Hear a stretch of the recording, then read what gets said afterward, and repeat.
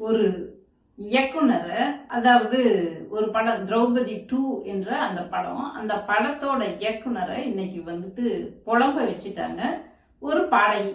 அந்த பாடகி யாருன்னா, அது அவங்க பேசினாலே சர்ச்சை தான். அடிக்கடி இணையத்துல அவங்க வைரல் ஆகிக்கிட்டே இருப்பாங்க.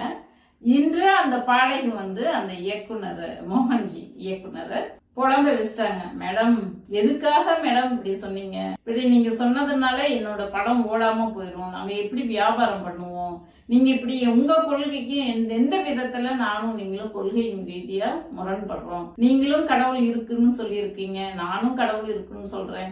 இங்க ரெண்டு சித்தாந்தம் தானே இருக்குது. ஒண்ணு கடவுள் இருக்கு, இன்னொன்னு இல்ல என்ற அடிப்படையில தானே திரைத்துறை இருக்கு. உங்க கொள்கையில நான் எந்த கொள்கையில மேடம் முரண்படுறேன் அப்படின்ட்டு ஒரே புலம்பல். நான் எப்படி படத்தை ரிலீஸ் பண்ணி விநியோகம் பண்ணுவேன், தயாரிப்பாளர்கள் கேக்குறாங்க அப்படின்ட்டு புலம்புறாரு. இதுல நடந்தது என்ன, ஏன் அந்த பாடகி அப்படி சொன்னாங்க அப்படின்னு சொல்லிட்டு இந்த காணொலியை நம்ம பார்க்க போறோம். காணொலிக்குள்ள போறதுக்கு முன்னாடி நம்ம திராவிட பேச்சரங்க சேனலை சப்ஸ்கிரைப் பண்ணிக்கோங்க. நன்றி, வணக்கம். இப்போ அந்த டைரக்டர் பேசினதை புலம்பனாருன்னு சொன்ன இல்லையா, அவர் பேசினதை கேட்டுருங்க.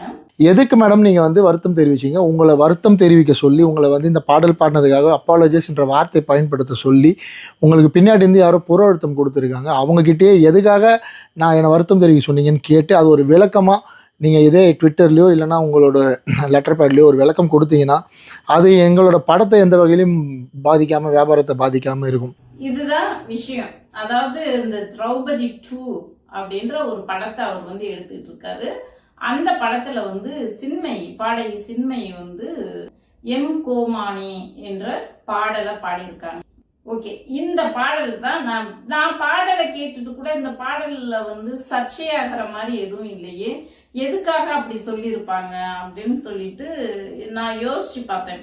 அப்படி சொல்லி யோசிக்கும் போது இந்த மோகன்ஜி இந்த டைரக்டரை பத்தி அந்த வரலாற்றை நம்ம ஏற்கனவே மோகன்ஜிக்கு ஒரு வீடியோ பண்ணியிருக்கோம். அவர் அன்புமணிக்கு ஆதரவாகவும் ஐயா மருத்துவருக்கு எதிராகவும் ஒரு ஸ்டேட்மெண்ட் கொடுத்திருந்தாரு. அதுல ஆதரவா கொடுத்திருந்த ஸ்டேட்மெண்ட் சாதியை வலியுறுத்தி பேசியிருந்தாரு. சாதி தான் நம்மளுடைய அடையாளம், சமூக இந்த கட்டமைப்பு இல்லைன்னா அதுதான் நமக்கு பாதுகாக்கும் என்று சொல்லி பேசியிருந்தாரு. அதுக்கு கண்டனம் தெரிவிச்சும் இந்த மோகன்ஜிக்கு நம்ம திராவிட பேச்சரங்க சேனல்லையே ஒரு வீடியோ பண்ணியிருந்தோம்.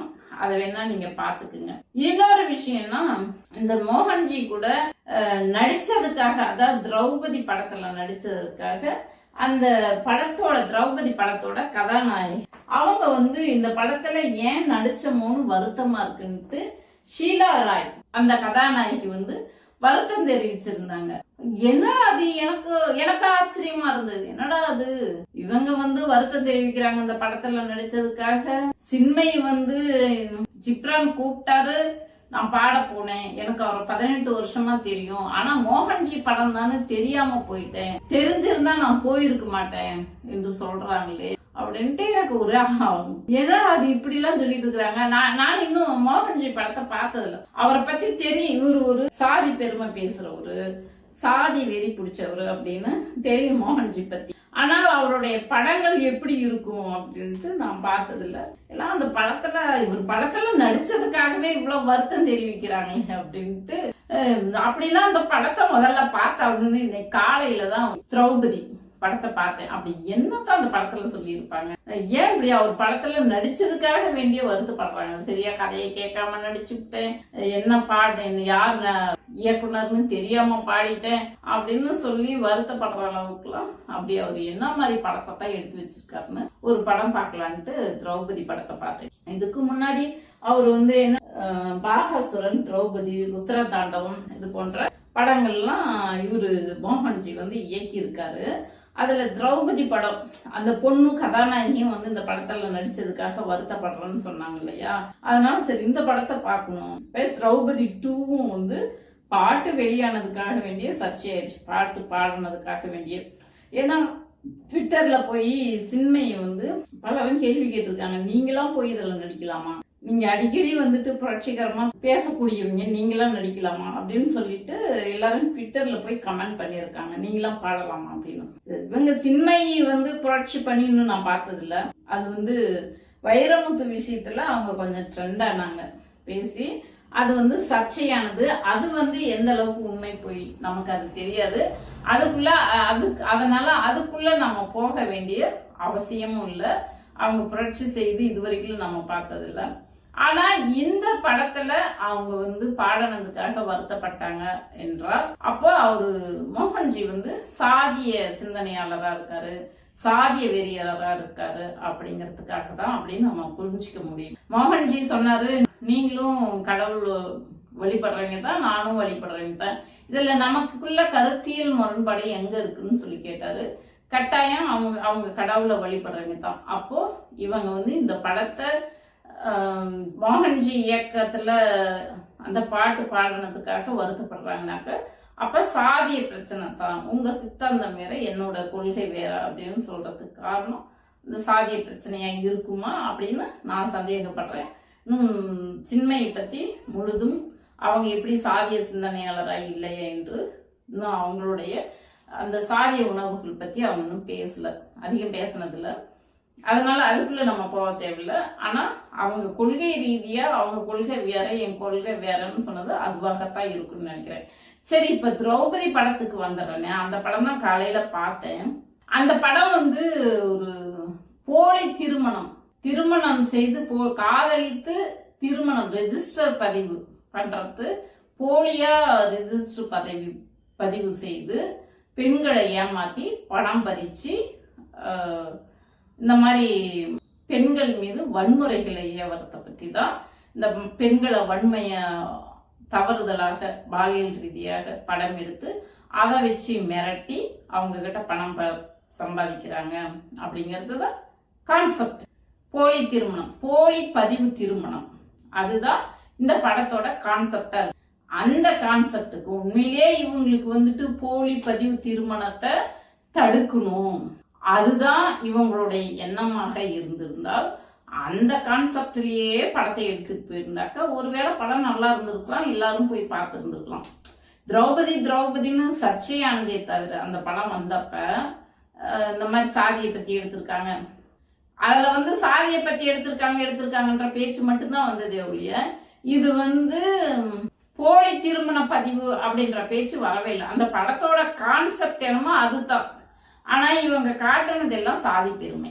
எடுத்த உடனே அந்த படத்துல கதாநாயகன் வந்து நான் சத்திரிய குலத்தை சேர்ந்தவர்கள் அப்படிதான் அந்த ஏம காரியம் பண்றதுக்காக வேண்டி உங்க குலம் என்னன்னு சொல்லி கேட்கிறாங்க. நான் சத்திரிய குலம் என்று சொல்லி சொல்றாரு அந்த படத்தோட கதாநாயகன். படம் முழுசுமே ஒரு கிராஃப்ட், அதைத்தான் ரஞ்சித் சொல்லியிருக்கிறாரு, கிராஃப்டே இல்லை படத்துல அப்படின்னு சொல்லிட்டு ரஞ்சித் சொல்லியிருக்காரு.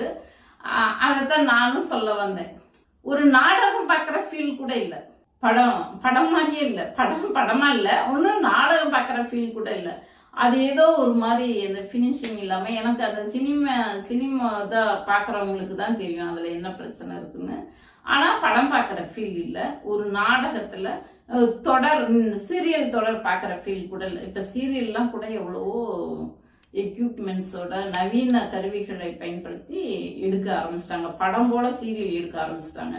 ஆனா இவங்க படத்தை சீரியல் லெவலுக்கு கூட எடுக்கல, அப்படித்தான் சொல்ல முடியும். மியூசிக் வழக்கம் போல கவர்ச்சி நடனமாட வச்சிருப்பாரு எல்லா படத்துலையும். இப்படி போட்டா தான் அந்த படம் ஓடும் அப்படின்ட்டு அந்த மசாலா கலவை மாதிரி கொண்டுட்டு வரும், கமர்சியலுக்காக வேண்டி கொண்டுட்டு வருவாங்கல்ல, அந்த மாதிரி இவர் வந்து ஏதோ பெண்களை எல்லாம் போலி திருமணம் செய்து இந்த மாதிரி பெண்களோட வாழ்க்கைக்கு எடுக்கிறாங்கன்னு எடுத்துவீங்க. அதே படத்துல குத்துப்பாட்டுக்கு அந்த பொண்ணை வந்து ஆட வச்சிருப்பாங்க, பெண்கள்லாம் இப்படித்தான்ற மாதிரி. அப்படி எடுத்தவர் ஒரு பக்கம் சத்திரிய குலத்தை சேர்ந்தவர். அந்த சத்திரியர்கள்லாம் எப்படிப்பட்டவங்கன்னா, எல்லாருமே அந்த சத்திரிய குலத்துல இருக்கிறவங்களாம் ஒண்ணு அந்த கதாநாயகி வந்து போராட்ட குணம் மிக்கவராகவும் இயற்கை வளத்தை காப்பாத்துறவங்களாகவும் நியாயத்துக்காக தர்மத்துக்காக போராடுறவங்களும் ரொம்ப நல்லவங்களா காட்டியிருப்பாங்க. அதே போல அந்த அந்த சத்திரிய குலத்தை இவங்க சொந்த பந்தங்களை எல்லாத்தையும் ஒருத்தரை ஊர் தலைவரா, ரொம்ப நல்ல ஒரு ஊர் தலைவர், அந்த ஊர்ல நல்லது கெட்டதையெல்லாம் இவர் தான் நிர்ணயிக்கக்கூடியவர் அப்படி காட்டியிருப்பாரு. இந்த படத்தோட கதாநாயகன் வந்து கம்பு சுத்தும் வீரன். அப்படி இவங்க எல்லாம் இந்த சத்திரிய குலத்தை சேர்ந்தவங்க எல்லாம் ரொம்ப நல்லவங்களா இருப்பாங்க. இந்த போலி திருமண பதிவு பண்றாங்க இல்லையா, பெண்களை ஏமாத்தி, அதாவது பெண்ணே இல்லாம பெண்களை வரவே வைக்காம ஆளவே காட்டாம திருமணம் பண்றாங்க. போலி திருமணம், ரிஜிஸ்டர்ல ஒரு பக்கம் குற்றவாளி ஆக்குறாங்க. நம்ம இது வரைக்கும் அப்படி ஒரு கேஸ் போலீஸ் ஸ்டேஷன்ல கூட பதிவாகி பார்த்தது. திருமண பெண்ணே இல்லாம திருமணம் பதிய வச்ச மாதிரி ஒரு கேஸ் கூட நாம இது வரைக்கும் பார்த்தது இல்ல. அப்புறம் ஒரே பெண்ணை திருப்பி திருப்பி ரிப்பீட்டடா கொண்டுட்டு வந்து பொண்ணுங்களை ஏமாத்தி போலி திருமணம் பண்ண வச்சு இவங்களுக்கு கல்யாணம் ஆயிடுச்சுன்னு சொல்லிட்டு சான்றிதழ் வாங்கிட்டு போயிட்டு அந்த குடும்பத்துல வந்து காட்டி பணத்தை ஏமாத்தி பிடுங்குற மாதிரி. இதையெல்லாம் செய்யறது யாருன்னா இந்த சத்திரிய குலத்தை சார்ந்தவங்க எல்லாம் ரொம்ப நல்லவங்க. அவங்களுக்கு வந்துட்டு ஒரு சாதி அடையாளம் எல்லாம் இந்த சத்திரிய குலத்துல இருக்கிறவங்க அத்தனை அந்த குலமே ரொம்ப நல்லவங்க. அவங்களுக்கு ஒரு அடையாளம், நீர் கலர் கலரா நீர் வச்சுக்குவாங்க, வெள்ளை சட்டை போட்டுக்குவாங்க, ஒரு பக்கம் வெள்ளை சட்டை போட்டுக்கிட்டு நீட்டா கெத்தா அப்படியே கம்பீரமா இருப்பாங்க. இந்த ஹீரோக்கள்லாம் ஸ்மார்ட்டா எல்லாம் ரொம்ப நல்லவங்களா, நேர்மையானவங்க, உண்மையானவங்களும் ரொம்ப நல்லவங்களா இருப்பாங்க. இந்த பக்கம் போலி திருமணம் செய்யறது, பெண்களை பலாத்காரம் பண்றது, அரசியல்வாதின்ற பேர்ல கொள்ளையடிக்கிறது, இதையெல்லாம் யார் பண்றாங்கன்னாக்க இந்த சமூகத்தை சேர்ந்தவங்க. யார் அந்த சமூகம்? இந்த சமூகத்தை எந்த பட்டியல்ல வச்சிருக்காங்க, எந்த இடத்துல வச்சிருக்காங்க? எவ்வளவு திமிரு இருக்கும் நினைச்சு பாருங்க. இப்படி ஒரு படத்தை, இந்த படத்தை எப்படி வெளியிட்டாங்கன்றது தான் சென்சார்ல கட் பண்ணாம எப்படி இந்த படத்துக்கு அனுமதி கொடுத்தாங்கன்ட்டு தான் எனக்கு கேள்வி. அது இந்த படத்தை இன்னைக்கு காலையில பார்த்துட்டு எவ்வளவு கொழுப்பு இருக்கும். பெண்களை வன்புணர்வு பண்றது, அவங்கள வந்து ஆடை இல்லாம வீடியோ எடுத்துட்டு அவங்க செக்ஸ் டார்ச்சர் பண்றது, அதை வச்சு பணம் பண்றது, இதையெல்லாம் யார் பண்றாங்கன்னா இந்த சமூகத்தை சேர்ந்தவங்க. இவங்க எல்லாம் ரொம்ப மோசமானவங்க. அரசியல்னா அது அந்த அரசியல்வாதியா வரைங்களும் மோசமானவங்க. நீ வக்கீலா வந்தாலும் மோசமான, நீ என்ன ரோல் எடுத்து வந்தாலும் நீ மோசமானவன். இந்த சாதிக்காரங்களாம் இப்படி இவ்வளவு மோசமானவங்க. இந்த கூட்டம்லாம் மோசமான கூட்டம். சாதி கலவரத்தை தூண்டுவாங்க. எப்படி நீ ஒருத்தர் நீ பெருமையா நீ என் சாதி நல்ல சாதி, நாங்களாம் நல்லவங்க, நாங்க இப்படி இருக்கிறோம் அப்படின்னு சொன்னா அப்ப ஆட்டோமேட்டிக்கா இன்னொருத்தரை வந்து நீ கேவலப்படுத்துற, இழிவுபடுத்துறன்னு தானே அர்த்தம். இழிவுபடுத்திட்டு இந்த படத்தை எப்படி வெளியிட்டாங்கன்னு தெரியல. இந்த லட்சணத்துல வேற இந்த மோகன்ஜி வந்து ஏன் வெற்றிமாறன் படம் எடுக்கும்போது யாரு இவரு மாரி செல்வராஜ் ரஞ்சித் எல்லாம் எடுக்கும்போது நாங்க எடுக்க கூடாதா இந்த கேள்வி வேற ஏற்கனவே இவரு கேட்டால் தந்தாலும் எனக்கு அப்படி கோபம் வரும் கேட்டவங்க. அதாவது வெற்றிமாறன், மாரி செல்வராஜ், ரஞ்சித் எல்லாம் ஒரு இனம் நசுக்கப்படுவத அதை வந்து அவங்க அனுபவிச்ச அந்த வலிய வேதனைய காட்டி தன்னுடைய உரிமைக்காக எடுக்கிறாங்க. அதனால யாருடைய மனசு ஒருவேளை அப்படி அந்த ஒரு இனத்தை பார்த்து நீ தப்பா நினைக்கிற, குறைவா மதிப்பிடுற அப்படின்னு நினைக்கிறவங்க கூட திருந்த வாய்ப்பு இருக்குது. இது தப்புப்பா, இந்த மாதிரி செய்யக்கூடாது அப்படின்னு திருந்த வாய்ப்பு இருக்கு.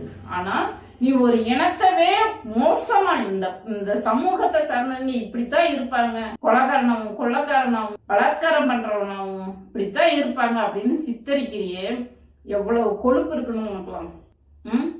இந்த சமூகத்தை சார்ந்தவங்க ரொம்ப நல்லவங்க, எல்லாருமே ரொம்ப அப்படியே ஹைஃபையான வாழ்க்கை வாழ்வாங்க, நேர்மையானவங்க. இந்த சமூகத்தை சேர்ந்தவங்க மோசமானவங்க. எவ்வளவு கொழுப்பு இருக்கணும், எவ்வளவு திமிர் இருக்கணும். அதனாலதான் அந்த பொண்ணுங்க சொல்லியிருக்கிறாங்க இந்த படத்துல நடிச்சதுக்காக நான் வருத்தப்படுறேன்ட்டு. அந்த கதாநாயகியும் வருத்தத்தை தெரிவிச்சிருக்கிறாங்க. திரௌபதி படத்துல நடிச்ச கதாநாயகி. அதேதான் சின்மையும் வந்து நான் தெரியாம மோகன்ஜி இயக்குனர்னு தெரியாம போய் பாடிட்டு வந்துட்டேன் என்று சொல்லியிருக்காங்க. இந்த அவமானம் போதுமா மோகன்ஜி? இன்னும் போதுமா இந்த அவமானம்? இல்ல இன்னும் வேணுமா? இன்னும் நிறைய காத்துட்டு. இவரே ஒரு ஸ்டேட்மெண்ட் கொடுத்திருக்கிறாரு, வலதுசாரி சிந்தனையாளர் நானு அப்படின்ட்டு. வலதுசாரி சிந்தனையாளர்களுக்கு எல்லாம் இப்படித்தான் செருப்படி கிடக்கும். இப்படித்தான் போதுமா இந்த அவமானம்? உங்களை யாரும் சமூகத்துல அங்கீகரிக்க மாட்டாங்க. உங்களுக்குன்னு ஒரு கூட்டம் இருக்குதுல்ல, அந்த கூட்டம் மட்டும்தான் உங்களை தாங்குவாங்க. பொது வெளியில உங்களை யாரும் தாங்க மாட்டாங்க. பொது வெளியில வெளிப்படையா உங்களால பேசவே முடியாதுன்னு. நீங்க மறைமுகமா தான் நான் இந்த சாதிக்காரன், இவ்வளவு பெருமை இருக்குது அப்படின்ட்டு மறைமுகமா தான் பேசிக்கணும். வெளிப்படையா பேசவே முடியாது. அப்படி பேசினா கேஸ். ஒருத்தரை பெருமையா பேசும்போதே நீ இன்னொருத்தரை சிறுமைப்படுத்துறன்னு அர்த்தமாயிடும். அதுதான் உனக்கு மோகன்ஜி. இதுல இந்த மோகன் எடுத்த படம் ஒண்ணு கூட ஓடவே இல்லை. எல்லாமே ஃபெயிலியர் படமா எடுத்தும் இந்த ஆளு அடங்குற மாதிரி இல்ல, திருந்துற மாதிரி இல்ல. இதுவே கடவுள் பக்தி படங்கள்லாம் எத்தனையோ படம் ஓடி இருக்கு, நல்லா சக்சஸ் ஆயிருக்குது. அம்மன் படம், அதுல எந்த சாதி முத்திரையும் இல்ல. கடவுளோட மகிமை என்னன்னு மட்டும்தான் சொல்லுவாங்க. அம்மன் படத்துல. அதே மாதிரி எத்தனையோ படம், ராமநாராயணன் நடிச்ச பக்தி படங்கள்லாம் நல்ல ஓடி இருக்கு. கடவுள் படம்னா காரணம் என்னன்னா, கடவுள் வழிபாடு பண்றவங்க அதை வந்து ஏத்துக்கிட்டு போய் பார்த்து படத்தை நல்லா சக்சஸ் பண்ண வைக்கிறாங்க. இது சாமி படம் இல்லையே, நீ இதுல சாதி வெறி எல்லாம் காட்டியிருக்கிற, அப்புறம் எப்படி படம் ஓடும்? இந்த படமும் திரௌபதி 2வும் ஃபெயிலியர் தான் ஆகும், அதுல எந்த மாற்று கருத்தும் இல்லை. ஏன்னா அந்த மோகன் படத்துல எல்லா படத்துலயுமே தன்னுடைய சிந்தனை, இதுல என்ன கருத்து சுதந்திரம் எங்காவது வருதுன்னு தெரியல. தன்னுடைய சிந்தனையெல்லாம் இந்த சாதிய வெறியும் சாதி பெருமையும் தான் இருக்கு. இந்த படமும் அப்படித்தான் இருக்கும்னு நினைக்கிறேன். கட்டாயம் யாரும் போய் பார்க்க மாட்டாங்க, இது ஃபெயிலியர் தான் ஆகும். இந்த திரௌபதி 1ல கருணாஸ் நடிச்சிருக்கிறாரு, அவர் வந்து விரும்பித்தான் நடிச்சாரான்னு எனக்கு தெரியல. இந்த பதிவு திருமணங்கள் தான் பாதுகாப்பே இந்த சமூகத்துக்கு. ஒருவேளை யாராவது ஏமாத்தினாங்க கூட, இவன் திருமணம் பண்ணிட்டு என்னை ஏமாத்திட்டான்னு சொல்லிட்டு நம்ம போய் கோர்ட்ல நின்று நம்மளுடைய உரிமைகளை நம்ம வாங்கிட்டு வரதுக்கு ஒரு வாய்ப்பு. ஆனா அந்த திருமணத்துவே இவங்க கேள்வி கேட்டிருப்பாங்க. அதாவது ஒரு சாதிக்குள்ள சமூகத்துக்குள்ள நடக்கிற திருமணம் மட்டும்தான் நல்ல திருமணம், சாதி மாதிரி திருமணம் பண்றதுலாம் அது சரியில்லை அப்படின்ற மாதிரி இந்த காதல் திருமணத்துவே ஏற்காதவங்களா தான் இந்த திரௌபதி படத்துல காட்சிப்படுத்தப்பட்டிருப்பாங்க. அதனாலதான் அந்த படம் ஓடல. முழுக்க முழுக்க அது வந்து வலதுசாரி சிந்தனையோட எடுத்திருக்காங்க. நம்ம திராவிட கருத்தியலுக்கு எதிரான படமா இந்த மோகன்ஜி வந்து இயக்கிட்டு இருக்காரு. கட்டாயம் திராவிட இயக்க கருத்தியல் என்பது அது மானுடைய கருத்தியல், ஒரு மானுடத்தை மனித நேயத்தை வலியுறுத்தக்கூடிய கருத்தியல். நீங்க அதுல இருந்து யார் ஒருத்தர் வேறுபட்டு நிக்கிறாங்களோ அது இன்னொரு சமூகத்துக்கு மக்களுக்கு இழைக்கிற அநீதி. அநீதியான விஷயத்த பொதுமக்கள் யாரும் ஏத்துக்க மாட்டாங்க. அப்படிதான் இந்த மோகன்ஜியோட படம் மீண்டும் ஃபெயிலியரை அது சந்திக்கும்னு நான் நினைக்கிறேன். பார்ப்போம், படம் வரட்டும். ஏற்கனவே ஆரம்பமே சர்ச்சையில ஆரம்பிச்சிருக்கு. படத்தோட கரு எந்த அளவுக்கு இருக்குன்னு, அதனுடைய சக்சஸ் எந்த அளவுக்கு இருக்குன்னு பொறுத்திருந்து பார்ப்போம். இந்த காணொலியை பார்த்துட்டு இருக்கிறீங்க, உங்களுடைய கருத்தை நம்மோட பகிர்ந்துக்குங்க. நன்றி, வணக்கம்.